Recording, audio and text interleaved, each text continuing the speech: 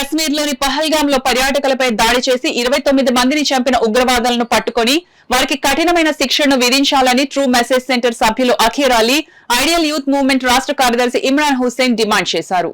కాకినాడ నగరంలో శుక్రవారం Kakinada Muslim JAC, True Message Centre, Ideal Youth Movement, Jamaate Islami Hind ఆధ్వర్యంలో కశ్మీర్లో మృతి చెందిన పర్యాటకులకు నివాళులర్పిస్తూ శాంతి ర్యాలీని చేపట్టారు. హింస ఆగాలి, శాంతి వర్ధిల్లాలని నినాదాలు చేశారు. ఈ సందర్భంగా అఖీర్ అలీ, ఇమ్రాన్ హుస్సేన్లు మాట్లాడుతూ పర్యాటకులపై దాడి పిరికిపంద చర్యగా అభివర్ణించారు. ఈ కార్యక్రమంలో జమాతే ఇస్లామీ హింద్ నగర సభ్యులు రహంతుల్లా షరీఫ్, ఖాజా మొహిద్దీన్, అబ్దుల్ వహీద్, ఎస్ఐఓ నగర అధ్యక్షులు సహేల్, ఇఫ్రాన్ తదితరులు పాల్గొన్నారు. ఖురాన్ గ్రంథం చెప్తుంది. అదేవిధంగా ఒక వ్యక్తిని కాపాడితే సర్వ మానవాళిని కాపాడినట్టు ఖురాన్ చెప్తుంది. అంతేకాకుండా నిన్ను వల్ల నీ పొరుగు వారిని ప్రేమించేసి బైబిల్ గ్రంథం చెప్తుంది.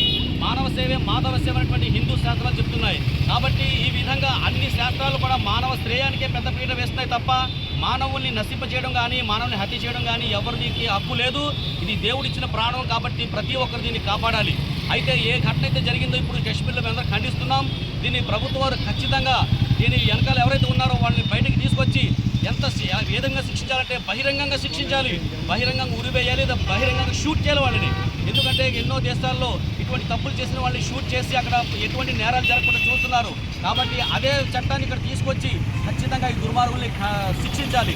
ఎందుకంటే మానవులు ఎంతో గొప్ప సంపద కలిగి ఉన్నారు. తర్వాత భారతదేశం అభివృద్ధి చెందుతున్న దేశం, తర్వాత ఈ యొక్క అభివృద్ధి చెందుతున్న దేశం యొక్క దీన్ని చూడలేక కొన్ని మా దాయాది దేశాలు ఏం చేస్తున్నాయంటే ఈ దేశాన్ని సర్వనాశనం చేయడానికి ప్రయత్నం చేస్తున్నాయి.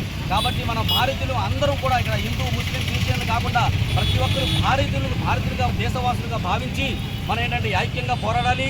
ఈ సందర్భంగా ఎటువంటి కవింపు చర్యలకు దూరంగా ఉండాలని చెప్పేసి నేను అందరినీ కోరుకుంటున్నాను.